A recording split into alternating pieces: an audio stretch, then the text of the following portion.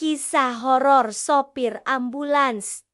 Antara hidup, mati, dan penumpang tak kasat mata, sulit membayangkan bagaimana rasanya jadi seorang sopir ambulans. Malam demi malam, ia harus berjibaku dengan rasa kantuk, sepi jalanan, sirena yang meraung, dan detik-detik yang bisa menentukan hidup atau mati seorang pasien. Namun, bagi Anto, seorang sopir ambulans yang sudah mulai mengemudi sejak 2009, pekerjaan ini bukan sekadar soal menjemput dan mengantar pasien. Ada kisah lain.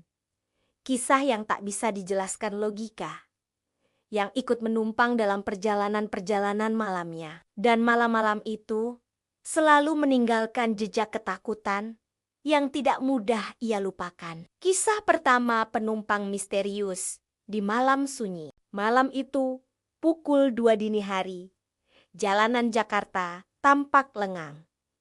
Anto baru saja selesai menjemput pasien, seorang bapak parubaya yang sedang kritis, ditemani istri dan anak lelakinya. Duduk di belakang ambulans, Anto bisa mendengar isak tangis si ibu yang berusaha tegar. Namun, saat ia mengintip kaca spion, ada sesuatu yang membuat bulu kuduknya meremang. Di kursi belakang, ia melihat seorang bapak tua dengan senyum mengembang, duduk diam, tenang, seolah mengawasi pasien yang terbaring. Di sampingnya, ada seorang perempuan muda cantik, wajahnya pucat, air matanya jatuh tanpa henti. Dan yang lebih aneh lagi, perempuan muda itu duduk di kursi depan, persis di sebelah Anto, seolah ikut menemani perjalanan. Padahal,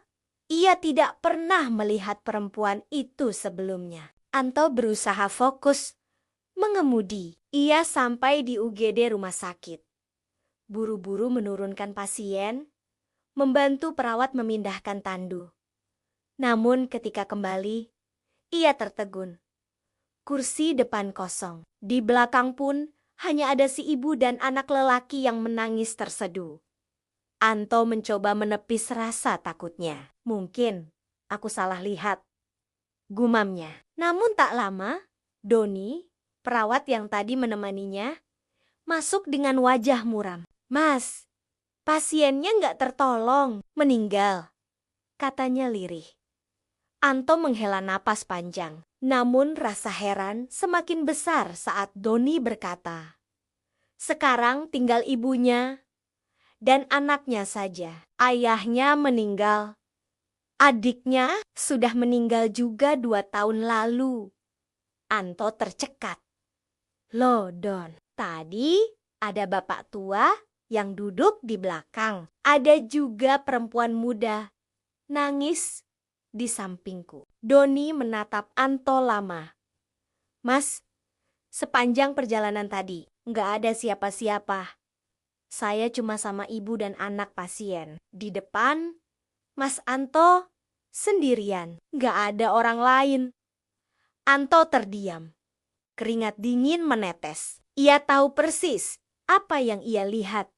Namun, tak seorang pun percaya. Kisah kedua doa di tengah jalan tol. Beberapa minggu berselang, Anto mendapat tugas mengantar pasien ke Purwakarta. Malam semakin larut ketika ia kembali ke Jakarta. Kali ini ia sendirian karena perawat yang menemaninya turun lebih dulu. Di tol yang sunyi, ambulans tiba-tiba kehilangan tenaga. Mesin berebet, lalu mati total. Di KM 40, Anto menepikan mobil. Ia mencoba memeriksa, tapi tak menemukan kerusakan apa-apa. Ia menelpon sopir senior, Pak Ruslan. Namun, percakapan itu malah membuat bulu kuduknya berdiri. "Ento, sampean lagi di mana?" tanya Pak Ruslan. "Di pinggir tol." "Pak, ambulansnya mati." "Loh, kok saya dengar suara orang berdoa ya?" "Banyak orang, keras sekali." "Kamu dekat musala?" Anto menelan ludah. Pak, saya sendirian. Di tol. Sepi. Saran Pak Ruslan sederhana. Tunggu derek. Namun sebelum menghubungi nomor darurat, Anto mencoba sekali lagi memutar kunci kontak sambil berdoa. Ajaibnya, mesin menyala normal seperti tak pernah bermasalah. Ia menghela napas lega, kembali melaju. Namun, keanehan belum berhenti.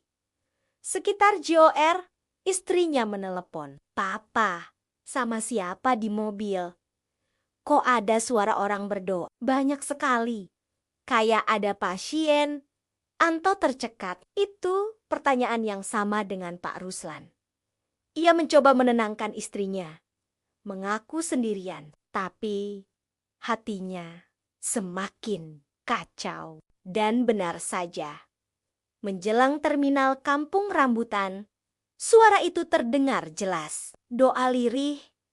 Banyak orang. Dari kursi belakang, Anto memberanikan diri melirik kaca spion yang dilihat membuatnya hampir menabrak pembatas jalan. Di kursi belakang, ia melihat beberapa orang berpakaian gelap, duduk rapi, memegang kitab suci. Di tengah-tengah mereka, terbaring sesosok jenazah berbalut kain putih, pocong. Anto buru-buru mengarahkan kaca spion ke atas. Ia tak ingin melihat lagi. Namun suara doa itu terus terdengar sampai ia tiba di rumah sakit. Saat ia parkir, dengan mata kepala sendiri, ia melihat bayangan-bayangan hitam turun satu persatu dari pintu ambulans, lalu menghilang ke dalam gedung besar rumah sakit. Kisah ketiga malam angker di hutan jati. Tahun 2010.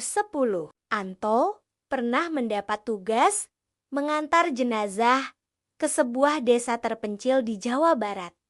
Malam gelap, hutan perhutani sunyi, hanya lampu ambulans yang memecah pekat. Dalam perjalanan pulang, Anto melihat dua orang di pinggir jalan melambaikan tangan. Seorang pria kurus dan wanita berkerudung lusuh. Mereka tampak lelah. Anto berhenti memberi tumpangan. Namun, baru beberapa ratus meter, keduanya minta turun. Sudah dekat, Pak, kata mereka. Saat pintu ditutup, keduanya lenyap dalam kegelapan. Belum habis rasa heran, Anto melanjutkan perjalanan. Di hutan jati yang rimbun, ia berhenti sebentar untuk buang air kecil. Saat kembali ke mobil, 3 orang lagi muncul di pinggir jalan. 2 pria kekar dan seorang wanita berambut panjang. Mereka ikut menumpang. Namun sepanjang perjalanan tak ada jawaban saat Anto bertanya ketika menoleh lewat kaca spion. Darahnya serasa berhenti mengalir. Ketiga sosok itu masih duduk di belakang, namun tanpa kepala. Bau anyir menusuk hidung. Panik, Anto membanting setir, melompat keluar ambulans, berlari ke dalam hutan. Di belakang, suara aneh mengejarnya. 3 sosok itu melayang, bukan berjalan. Anto berlari sekuat tenaga hingga akhirnya pandangannya gelap. Pagi harinya, ia ditemukan pingsan di balai bambu oleh warga. Ambulansnya terperosok jauh di tengah hutan. Butuh setengah hari untuk dievakuasi. Sejak kejadian itu, Anto tidak lagi berani mengambil tugas malam.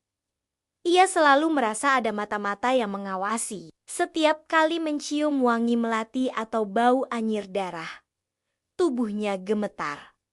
Sosok-sosok tanpa kepala itu terus hadir dalam mimpi buruknya. 3 kisah itu menjadi bukti. Bagi Anto, sopir ambulans bukan hanya soal menyelamatkan nyawa, tapi juga soal berbagi jalan dengan penumpang-penumpang yang tidak terlihat. Dan sampai hari ini, setiap kali ia mendengar suara doa lirih di kejauhan, Anto selalu menutup mata rapat-rapat, berharap itu hanya angin malam. Terima kasih Sudah klik subscribe dan like channel Sanggamara 99.